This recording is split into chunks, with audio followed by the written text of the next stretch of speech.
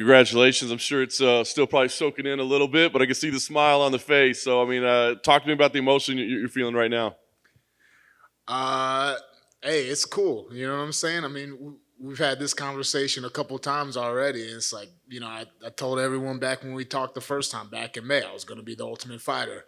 And it's just really cool to be sitting here with the trophy as the Ultimate Fighter. So, it's awesome. It's really, really cool. I'm going to enjoy it as much as I can. But this is we're just entering the next level. You know what I'm saying? So there's still a lot of improvements to be made. A lot of work to be done. Now the hard work is just beginning. So I'm pretty stoked, man. All around is awesome. I'm excited. That's great. Things didn't necessarily start perfect for you tonight. I guess how hurt were you early on?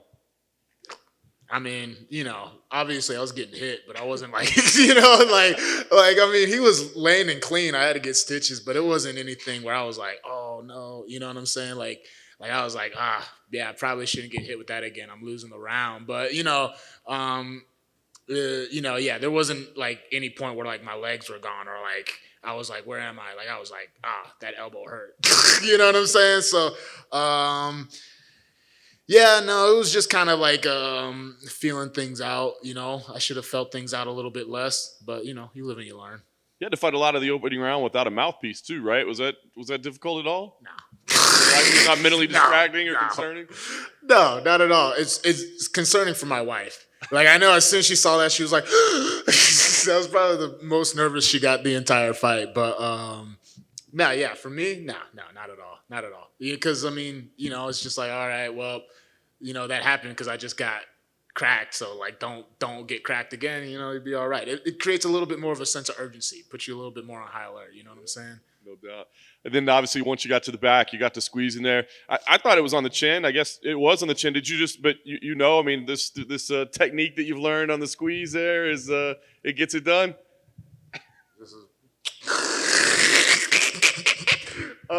Yeah, no. Yeah, that was something. When we were in the house and I was rolling with Craig Jones. I have pretty good rear naked choke defense myself. And so, he had my back and, he was going for the choke. I tucked my chin and he did the same thing. And, at first I'm like, all right, my chin is tucked. I'm all right. And then like, I slowly felt like the life like seeping out of me. It was almost confusing. Like, I was like, can I even breathe right now? I was like, can I breathe? I don't know if I can breathe. And I was just like, I guess I'm going to tap. Like, I don't know what's happening.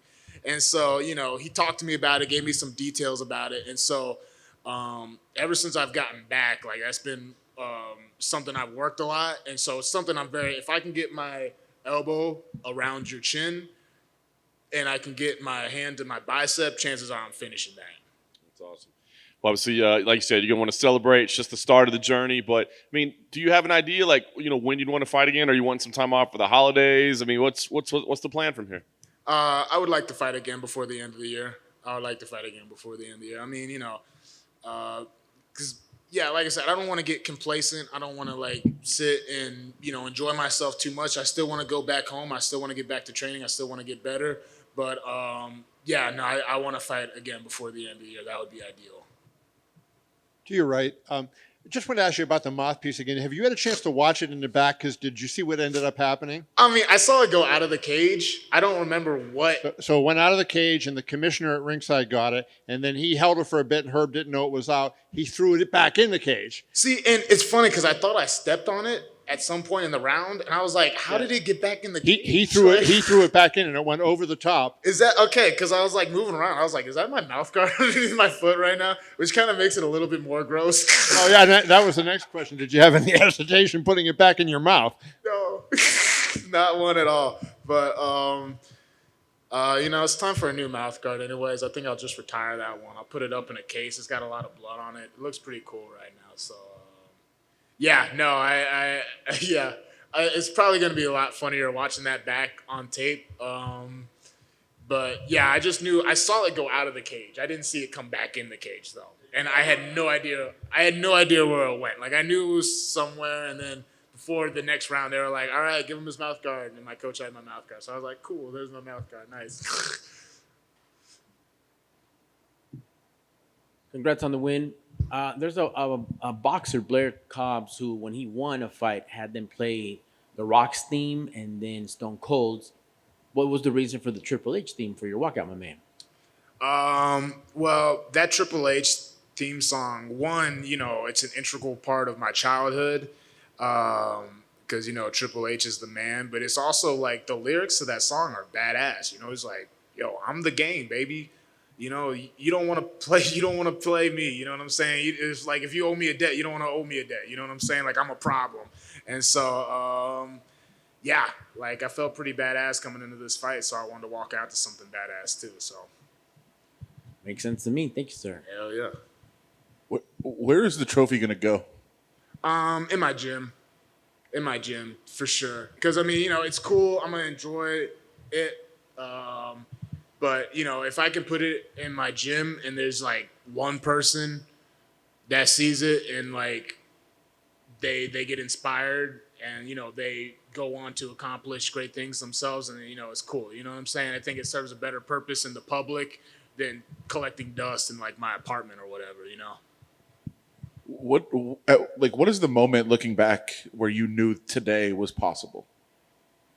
Like looking Anytime. anytime. I mean, obviously, when you get booked on the show, you're like, I'm going to win it. But like, is there some point Yeah. when you're like developing where you said, okay, I think this is possible?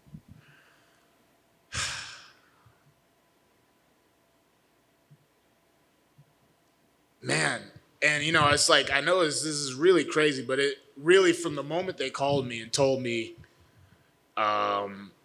that they were gonna fly me out so that I would have a chance to be on the show, I told them then. I was like, all you got to do is let me get my foot in the door. I'll take care of the rest. You know what I'm saying? That's one of the reasons I got on the show. Like I was an iffy person to get on the show. Like I wasn't by any stretch of the imagination like a solid pick to be on the show in the first place. So like the whole time I'm trying to tell them, you know what I'm saying? I'm like, guys, let me on the show, please. I'm telling you, if you let me on the show, I'll win. And thankfully they let me on the show. You know what I'm saying? And so, yeah, man. It's just I don't know. I just have this irrational belief that I can win fights. You know what I'm saying? I don't know why. I just think I can beat people in fights for no reason. You know what I mean? So I'll just keep on going out there and fighting people until I can't beat them anymore. Have you always had that kind of self-belief? No. There was kind of I played a lot of football in high school, and I used to do these little training sessions on the weekend with a lot of the top guys in North Carolina. One being a 5-star blue chip recruit, and then we had another guy come in, and he was like this big 5-star offensive lineman, and the coach who was leading the training session one day, he was like, all right, who wants to go one-on-one with this guy over here? And no one in the room raised their hand, right? Me included. Like everyone was just looking around like, you guys just you just like said all this guy's accolades. Why would I want to go one-on-one with this guy and get embarrassed? And so then afterwards, my dad, on the way home, my dad was like, you never, ever go out like that again. It was like you don't be afraid of another man like that. It's like you don't know what you could have done, and now you'll never know. You know what I'm saying? And it was true. I thought about it. I was like, yeah, I totally could have smoked that guy, but now I got punked because I was too afraid. You know what I'm saying? And so that's really just kind of like the approach I take. You know what I'm saying? I'm going to work hard so I can be the best version of myself. But at the end of the day, you never know what's going to happen in a fight until the two people step in there and figure out. So, And I know that you've had a little bit of time now to process. You're in the cage; it's kind of happening fast. As you're thinking about it, is it setting in, or is it going to be tomorrow? Is it going to be the next day? Like when you really realize what's going on? probably tomorrow all the way, but I'm not going to lie. We had a nice moment back in the doctor's office. And, my adrenaline was still all the way up to the roof. I'm the ultimate fighter, I'm tough. And one of my coaches gave me back the trophy and asked me how it felt. And I looked at it and, it just kind of it started coming out. I was like, oh, man, dude, I'm the ultimate fighter. That's great. Like to actually be able to not to say I can be the Ultimate Fighter, but to be able to actually say I am the Ultimate Fighter, yeah, man, it's tremendous. You know, I don't. Maybe tomorrow, maybe the next day. I don't know. But yeah, right now I'm just living it up in the moment. You know. And lastly, you haven't had much time, but what was your first phone call? Oh, I haven't had one yet. No, nothing. Have you checked the phone to see the text? No, definitely not. I have not checked the phone. I'm kind of scared to. I know my phone is going to be absolutely obnoxious. So the first, obviously, as soon as I get to my phone, I got to call my wife. I'll probably wait till tomorrow to go through social media and everything because, yeah, I'm just terrified to see what it looks like on there right now. But, you know, I'll call my wife. I'll call my parents. You might want to go make those calls right now. We'll Yeah. You let me out for a second? What a guy. You guys are awesome. But no, yeah, facts. As soon as I get out of here and get changed, yeah, I'm going to start just calling everybody. You know what I'm saying? But yeah, I don't want to think about it too much because I know my phone is absolutely obnoxious right now. So, but yeah, thank you.